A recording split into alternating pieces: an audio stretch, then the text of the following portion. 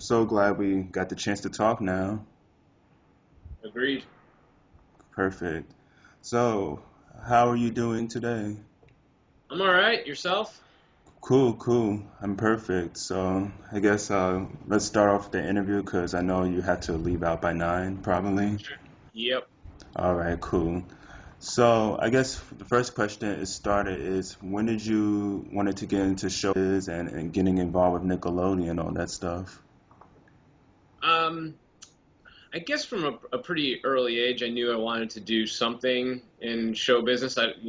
Not knowing all the ins and outs of it, I guess I was just kind of like, yeah, I want to do something in television or movies. Mm. Um, so like when I was in high school, my friends and I had a show on a public access channel that we did every week. And then that kind of like from there I realized like all right, I definitely want to do something in the television area. When I went to college, I studied TV, radio, film, and right out of school I started working at MTV Networks with VH1 and did some jobs there, and then worked outside of the company for a while, and then back with MTV and found myself at Nickelodeon. I never really thought like, oh, I want to work in kids. I remember when I started, was talking to my parents on the phone. I was like, yeah, it's a cool job, but I don't see myself being here for more than 2 years. And here we are, 12 years later, and I'm still corrupting the youth. So it's Nickelodeon's been a really cool place for me to work, and I've been able to just do a lot of different things from, being in front of the camera to also, just as a producer. But like I said, I started off as a producer. I never set out saying like, oh, I'm going to be an on-camera personality or a host or anything like that. Um, I like doing all the behind the scenes and producing and editing. And it was just kind of like a happy accident that I ended up in front of the camera. Yeah, and that eventually led to You Pick Live, with you as the famous Pick Boy. Do you remember? Absolutely. Yeah, do you remember a lot of impersonations that you used to do with Pick Boy? Yeah, I mean, You Pick Live was really awesome because yeah, I was hired on as a producer, and then they came about and they said like, hey, do you want to do this one little thing? You'll come out dressed as a superhero and you'll pick a kid, and that kid will win a prize. And I was like, yeah, sure. I mean, what guy growing up doesn't want to be a superhero? So, I'm comfortable in spandex, so let's do it. And that kind of, one thing led to the next, and Pick Boy kind of took on a life of its own.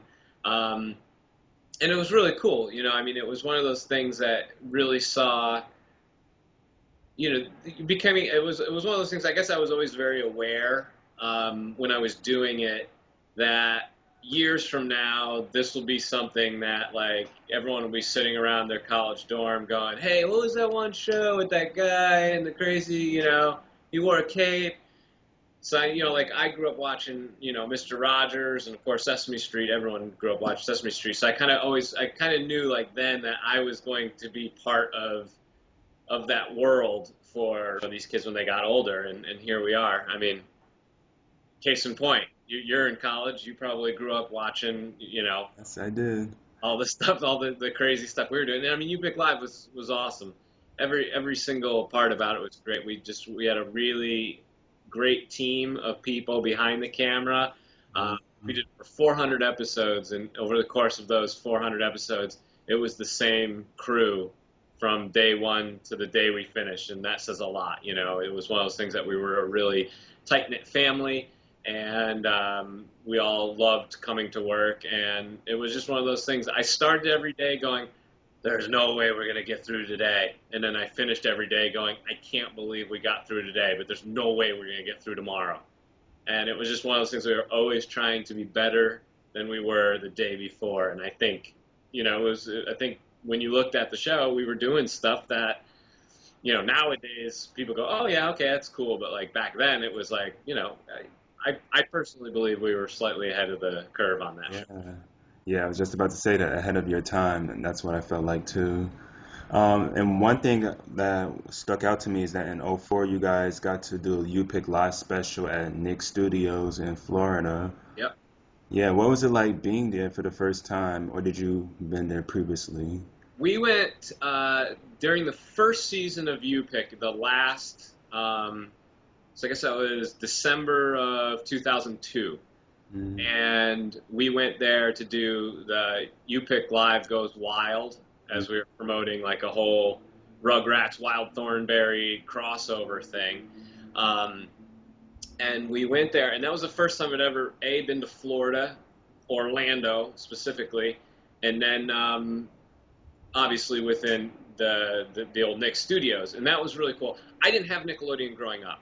The only Nickelodeon show I ever saw was Double Dare because they had put it in Fox. It had been syndicated to I Fox. see. So I got to watch it in the morning, like when I was waiting for the school bus to come pick me up for school. But so I was not really, fully aware of all the Nick history. But when I walked in, I saw Mark Summers' podium, like over stuck in the corner, and the giant nose that you reach up and pull the flag out of, and the mouth with the tongue slide out of it. I was like, oh my god! I remember All having the cool props from the shows. yeah, they had all the Double Dare stuff, and I remember, and that was back before you had like camera phones, little disposable camera. And I was like, creak, creak, creak, ka-ching, creak, creak. And I was just taking pictures of all the different Nick, the old Double Dare stuff, and that was really cool for me. And like I said, I mean, I grew up not having Nickelodeon, not knowing any of the old stuff, and so that was really cool. And then, I think it was a year or two later, actually met Mark Summers, one of these Nickelodeon events, and I was like, oh my gosh, like for me, at that point I've been Nickelodeon for a while, but it was still like, holy geez, like I grew up, like he was what I am now to this generation. It was like, wow.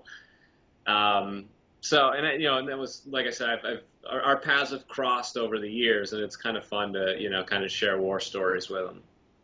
Yeah, I was about to say that. I really feel like you're this generation's Mark Summers now with all the different shows. So keep it up, really. um, yeah, another thing that going behind the scenes is in '08 you were as a producer on My Family's Got Guts. Yeah. We're watching that too, and you got to tape at the old studios, which was long closed now. But what was it like? My Family's Got Guts, all the soundstage, and where all the shows of Nick history were being filmed at. I mean, talk about that. That was kind of cool going back into that environment again. Like at that point, the actual studios had been closed down, but they hadn't painted over like part of the lobby where it had all the Nickelodeon stuff. So in that sense, it was still kind of a little sad, like walking there and seeing like the Slime Kitchen, which had been shut down, and Oh, all the painting and stuff was still there, and all the Nickelodeon signage, but it was just kind of like going through a ghost town. But doing Guts there was really cool because again, like I didn't know about Guts, and what they had done, which was unbelievable, is they had assembled pretty much the exact same team that did the original yeah. Mm-hmm. down to the set designers, the guys who did all the art, the Yeah. cameramen, all of them, with the exception of a handful of us, like myself, were on the original production. I mean, they'd wear like the old Guts jacket and Guts sweaters and stuff like that, which was really cool. So it was like they knew everything about the show. And I actually, a guy I'm very friendly with now who I met in Orlando, he was at the time like, 21, 22. He was a PA. He grew up watching Guts. It was like his favorite show. And he was my PA on the show to help me do the stuff. And he would tell me all about the show and tell me like, no, you can't do it that way. Watch, this is what's going to happen. It was great because I got to learn.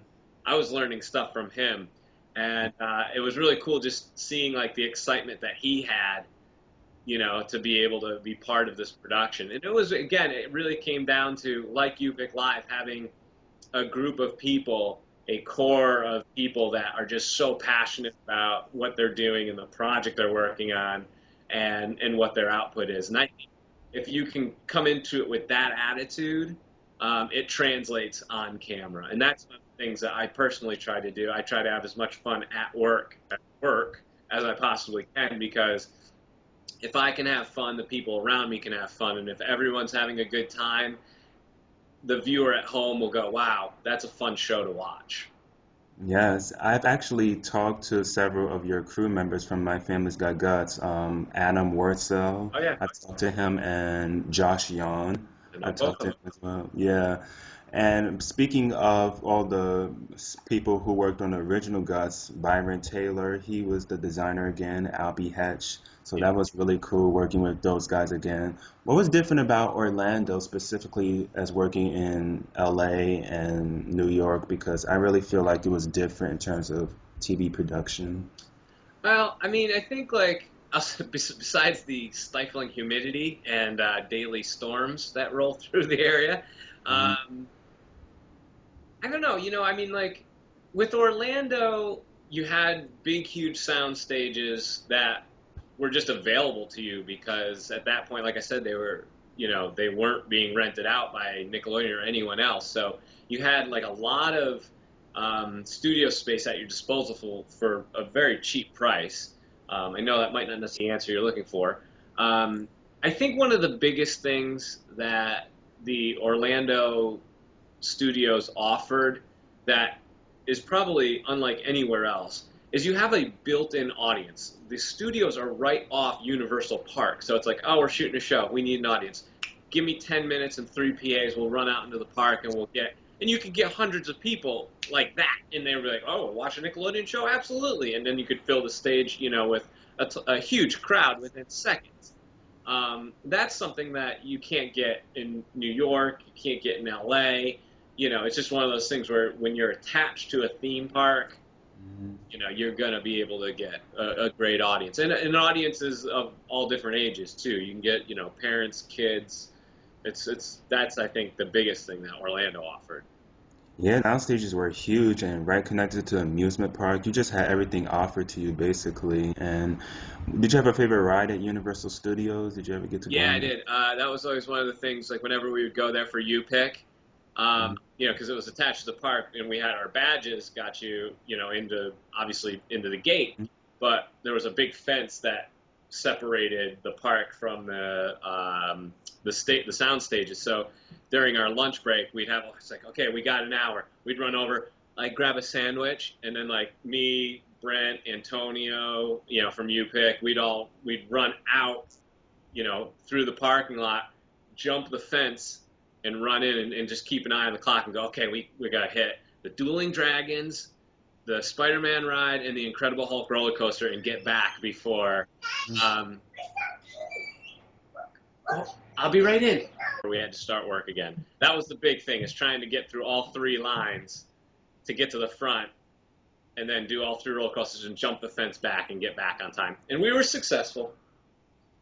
That's cool. I love the Hulk roller coaster. It's such a cool ride. Spider-Man, oh my God, insane, awesome. I love that ride. And speaking of hosting, one of my favorite shows that you ever hosted was 101 Ways to Leave a Game Show. That show was so cool. Yeah. Um, yeah, I really want that show to come back. You So and me please make both. that. Yeah, Now that yeah. show was really fun to work on. That was one of those shows that I showed up every day, and the producer, the executive producer Matt Kunitz, who also does Fear Factor and created Wipeout. I said, all right, what are we doing today? And he's like, all right, we're going to take this truck, we're going to drive it off this 350-foot cliff, and I'm like, what? It was just like showing up every day was like, we're going to do something new and different. And I never wanted to see the stunts tested beforehand because I just wanted to be as surprised as everyone else when it was happening. So that was really cool. I mean, I learned a lot from working on that show because those guys were so good. And here, I actually got something. Okay.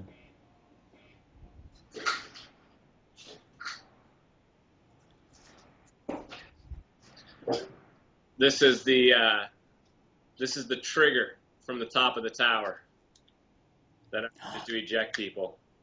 Oh my God. Yeah, with the safety attached to absolutely nothing. So yeah, that was a really fun show to work on. We shot the pilot, which never aired. We shot that in Argentina, so I got to go to Argentina for that. And then we did the 6 episodes here in California, and they were, that was just a really fun show. And again, like this is one of those things where I reiterate, it's all about like the people you work with. Matt always put together this really amazing team of people, and they were the same guys that he worked with on Fear Factor, on Wipeout, and they're just so dialed in, and they're so good at what they do. And they were it was just one of those things, like they welcomed me into the fold immediately. Like I didn't know any of them. There's like two people on the crew that I knew. But besides that, it was like I was treated as one of the guys right from the get-go. And it just makes, when you can have that loose, fun work environment, you can just have a good time at work. And that's exactly what, what it was for me there too. So. Yeah, that ejector you just made, have you ever tried to use it on yourself? Because I think you can. Come on now. It is a very, very real possibility that I'll be ejecting myself or others in the near future with this. I just got to figure out how to work it. Record it. But last year you had the amazing opportunity to host Figure It Out, coming back to Nick, the reboot version. When you found out you were going to be hosting it, how did you react? I was real excited, obviously, to be hosting another game show for Nickelodeon. Mm-hmm. And then there was that reality kind of set in for me where, like, oh my gosh, it's the first show that I ever hosted that wasn't, like I always looked at Brain Surge and it was kind of like, this is my playground, my rules. And Mm-hmm. with 101 Ways to Leave a Game Show, same thing. It's like, you're here, this is my world, we're going to play by my rules. Figure It Out, like, wasn't mine. It was already an established show, and Summer Sanders did such a good job, and it had such a huge, rabid fan base, that was obviously older at that point in time, but, like, it was one of those things that the show had been done a certain way, and it had already been established, and I was kind of coming into it, trying to bring my own personality, but also being respectful of the fact that there's a baseline that's already been built here that I don't want to completely disrupt or not pay tribute to. So that was kind of one of those things that, for me, was kind of a little like nerve-wracking. And then when they announced it, all the people that grew up watching it, who are now like 23, 25, in that range, were like, Summer Sanders isn't hosting it? This is going to suck. Before it even aired, like, I was already the bad guy. It's like, well, who is this new guy? And it was just like, all right, like, simmer down. I'm gonna do my best while not trying to wreck it. So it was really cool. It was a fun show. It was a different it was a different type of show for me to host, though. It was difficult. Probably the hardest show I had to host, and not because of the content, but because of what I just said, where it was like, this is a different show in the that it's an established show. Mm-hmm. And of course, it was fast paced too, because there are different episodes taping a day, I assume, right? Yeah, we actually, with Brain Surge, we would do we'd shoot 5 a day, and figured out the most we'd ever do is 4 a day, because we'd make such a big mess. It would actually take us longer to clean up in between each episode than it would to actually shoot an episode. Because we just, as you can see, this time around, we really, really lit it up as far as, like, the mess. The slime shot from here, came from above. We brought it in from all different angles. And what was really cool about it is a lot of the Nick stars who were panelists were that age that grew up watching it. So, like I had the guys from Big Time Rush coming up to me like, "Oh, dude, we're so excited to be on the show." And, Bennett, who, from Victorious, was like super fan. He wanted to be on every episode. He would come to the episodes he wasn't on just to watch, which was funny. So, I mean, it was really cool because they were so passionate about it, and they knew the show, and they knew how to play, and it wasn't one of those things where there was, like, the learning curve was non-existent. So it was really good in that sense. Yeah, and of course, sliming. I have to ask you that. What is it like getting slimed? The first time I ever got slimed was in the Nick Studios in Orlando. It was when we went down for that Go Wild week. The first time I got slimed was nuts. I was, like, real excited for it because I knew it was such a big, like, rite of passage. It's like, if you're going to be on Nickelodeon, you got to get slimed. And what I didn't realize, and what they don't tell you in one of the trade secrets, is they refrigerate the slime. So when it hits you, it's freezing cold. So it guarantees that look of, like, because no one expects for it to be cold. And that's one of the things that I always tried to do with. So, yeah, I mean, I've been slimed well over 100 times. I've completely lost count. I practically pea green at this point. But every time it's still awesome. I never, ever try to avoid getting slime, try to dodge it. I welcome it. Catch me if you can. Cool, you're the slime king, I guess. Yeah, is Figure It Out still being produced or is it done for now? No, it's done. We did this 70 episodes last year, and they decided that that was going to be enough. Sadly, I would like to do more, but they, for whatever reason, they just wanted to retire it again. So maybe in Okay. another 15 years. Yeah. Yeah, but do you think Figure Out would have been different if Nick Studios were still open? It would have been still produced in Florida. Would you still like to do that? Yeah, I mean, I don't know if it would have been done any differently because it really, again, it comes down to the people that you hire. My thing is, I don't know if it obviously there's some difference, but whether you're in New York, LA, or Orlando, the biggest thing that you have to do is find a really good group of people to execute what it is you're trying to do. Because if you can work like you're a family in a well-oiled machine, it's just there's advantages like being in New York. There's a fast-paced energy that's really cool. Being in LA, there is that LA Hollywood vibe, and you can do anything. I mean, you need a dinosaur, but have a dinosaur here in 10 minutes. Orlando, obviously, the advantage there is that again, you're attached to the theme park, and you're going to have willing contestants or audience members that you can just grab at a moment's notice. Every location offers something different. Would Figure It Out have been different? I don't know. There's a possibility, but I think we did a really good job shooting it and doing it in LA. It was fun. I had a really good time with it. Yeah, and we loved watching it. I loved watching it. I thought you were great. Yeah, So, I appreciate that. yeah, a couple more questions I wanted to ask you, but you're now doing the Garage Show with Jeff, and we last month we saw you reunite with Mark Summers, Phil Moore, and Kirk Fogg. I mean, what was it like meeting, well, I guess Phil and Kirk for the first time, but It was good. Like I said, my paths had crossed with Mark on a few occasions. So like I came up with the idea of like, hey, I want to try to get all the Nick hosts together. hmm He was the first person I emailed, and he wrote back within 5 minutes, like, yeah, sounds great. This would be really fun. And then started. I was like, all right, I'll try to get Summer Sanders, and she was unavailable. She lives in Utah. I couldn't get through to Mike O'Malley for Guts. And then afterwards, Mark goes, "Oh, you should have told me. I'm like good friends with him." I was like, "Oh." So I found, my manager got through to Kirk, and he said, "Yeah." And then that friend I was telling you about, whose name is Eric, that I worked with on Guts in Orlando, he was like, "Well, you got to get Phil Moore." And I found Phil Moore and reached out to him, and he says, "Yeah, I'll come by." And it was awesome. Those three guys together. hmm It was really cool. Like first they came before we even rolled cameras. We're sitting around my kitchen table and we all just kind of started, you know, just tossing stories around. And it was just one of those things. Like I knew as soon as those cameras were rolling, it was going to be awesome. And it's something that I'm real happy with, the way it came out.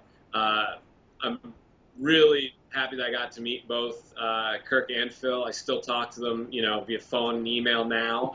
So I think they're good guys. And I mean, besides the fact that we all share that common Nickelodeon thread, hmm guys that were fun to hang out with and fun to talk with, and the fact that a lot of what we've gone through is very similar. So that's cool too. Yeah, they are so fun. I've had all three of them be involved with the project now, and I talk with them every now and then too, like you said. So I'm really happy. It's fun that we got to exchange with them. Two more questions, but what do you think makes Nick Studio so great and special? I think what makes Nick Studios special is that it's really not about, oh, we're trying to, win an award or set a record or do anything. It's all about, like, we're doing it. I know it sounds so cliche, but we're doing it for the kids. And that was one of the things that, like, when I was doing U Pick, it was the first time ever I had worked on something. I always had fun doing what I do, but it was the first time ever where I was working and going, you know what? The paycheck is secondary. Like when we walked out into Times Square and I was, dressed as Pick Boy and all the kids would come running and the parents were like, oh my gosh, we watch you guys every day. I realized like we were doing something that was very special and very unique, and it was we were connecting with our audience on a completely different level, and that to me is what makes Nickelodeon and Nick Studios, whether you're in L.A., New York, or Orlando, that's what makes it great because it's just we're connecting on a level that means so much more than a paycheck, so much more than just like, oh, I'm doing work. It's not a job. It's all of a sudden you're becoming part of the fabric of these lives, and not just the kids. Like I have parents that like, oh my gosh, we watch you all the time. Some of the coolest interactions I've had have been with adults where they're like, oh my gosh, you're the guy that hosts that show. Oh my, I watch you with my kids all the time, and you fill up my DVR, and then and it's like that kind of stuff to me is cool because I realize like it's not just about the kids, it's about the parents. But when you can have that moment when you're doing something that is bringing a family together, Mm-hmm. like is worth more than anything. And then on a related note, like when they came to You Pick or Brain Surge or Figure It Out, I realized like here's a memory that they are going to have for the rest of their lives. Like, when they have kids, they're going to say, oh, this one time I went to, and that's to me is real important that I could be part of that family vacation to, California where they got to see an episode of Figure It Out or, their kid got to come and hang out at You Pick Live. Like that's to me probably the biggest reward that I've had. Yeah, the impact is basically it. Would you like to see it reopen the studios? Um, yeah, I think, like I think there's a big part of I think it's funny because there's this big '90s nostalgic kick right now with the Nick '90s or all that, and I want my Nick '90s back, and they're rerunning all the old stuff at Teen Nick, Yes. and I think there's this big resurgence for it right now. Um, and I think one of the things, whether it was you or someone else I was saying it was like it's one of those things that I guess everyone always kind of looked at Nick Orlando as the hub, the headquarters of where Nickelodeon was, and maybe for the purposes of that, where it's kind of like, oh, yeah, they have offices in New York, they have offices in L.A., but maybe there's not necessarily one central point that a kid can point to on a map and go, yeah, this is where Nickelodeon is. I think there's a big presence in L.A. right now with Nick on Sunset, Uh-huh. Nation Studio in Burbank. Yeah. But what they don't offer, which is what Nick Orlando offers, is Audiences. where you could walk through and see like how everything. Yeah. I think in that sense, the Nick Orlando Studios offers, that sense of this is where it all happens. This is the magic. Everything filters out of these buildings. Mhm. Yeah, it was a real treat. The studio audiences, basically, and the studio tour. I think that was what made the Nick Studio so great, and the people, of course, were magnificent. But thank you so much, Jeff, for doing this thing. I see the garage show background. I Yeah, know. I'm Yeah, actually in my garage, as you can see. yeah. I got all my my Nickelodeon stuff over Goodness. there. That exit sign is from the brain drain. Oh my gosh. That was the exit sign that was over the brain drain right there. Mm-hmm. Then this was the campaign poster that we used in 2004, Pick Boy for President. That was in the promo for when Mm-hmm. I came back. All the way up there in the corner, right in between the bike wheels there, is a Figure It Out sign. Yeah. There's 101 ways to leave a game show banner underneath that board. Nickelodeon Addicting Games, bunch of Kids' Choice stuff. Yeah. I try to collect as much as I can because I do feel it's kind of those iconic things. So maybe someday my garage will be Nick Studios. Hey, that'd be great. You are one cool dude. Yeah, but next episode of Garage Show, when can we see that? I'm in the process of setting it up right now. I try to do as many as I can. It's shockingly not as easy as to get people in garage as one would think. But I'm working on it. I got a few ideas. I think what I learned from the Mark Summers, Kirk Fogg, and Phil Moore episode that three guests all together work really well. So I'm going to try to keep going with that format. Awesome. And are you still employed by Nick, or are you still working for I them? still do some work for them here and there, but I don't have any official contract with them right now. But I still do some appearances. I got to go to New York this week for an appearance at the Mets game, and we'll do some slime games there. And then I'm doing Worldwide Day of Play in Hmm. about 2 weeks, and I'm pitching some shows to them. So hopefully we'll see. We'll see what happens. Awesome. Well, Jeff, thanks so much again. You bet. Thank you. All right, take Have care. a good one, man. Bye. You too. Bye.